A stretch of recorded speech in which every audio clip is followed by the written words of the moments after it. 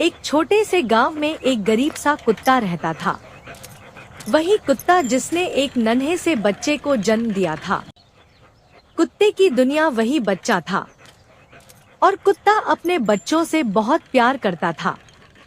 एक दिन अचानक उसका बच्चा बीमार होकर मर गया।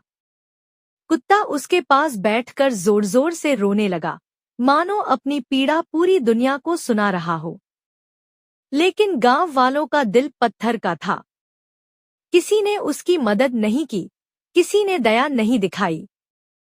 उल्टा लोगों ने कहा, इस कुत्ते की चीख पुकार से पूरे गांव में अशुभ फैल रहा है।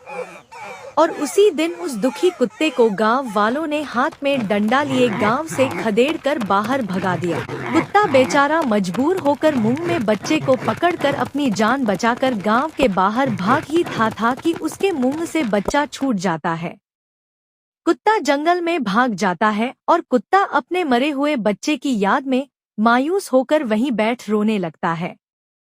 उसके आंसू धरती पर गिरते रहते हैं और उसका इतना करुण आवाज भगवान भोलेनाथ तक पहुंच गए। तभी आकाश में एक प्रकाश चमकी, धरती कांपी और स्वयं भगवान शंकर प्रकट हुए। शंकर भगवान ने कुत्ते की पीड़ा देखी और हाथ उठाकर आशीर्वाद दिए। उनकी आंखों में करुणा थी, पर गांव वालों के लिए क्रोध।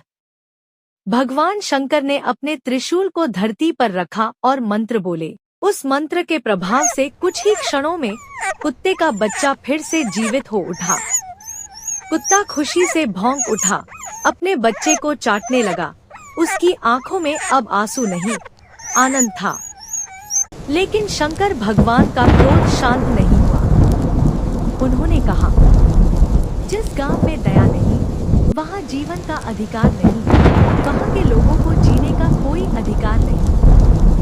अगले ही पल मूसलाधार वर्षा शुरू हो गई। नदी उफन पड़ी और पूरा गांव पानी में डूब गया। दूर एक ऊंचे स्थान पर कुत्ता अपने जीवित बच्चे के साथ खड़ा सब देख रहा था और जैसे मन ही मन भगवान को धन्यवाद कर रहा हो। फिर दोनों एक दूसरे को प्यार करने लगे और खुशी से रहने लगे।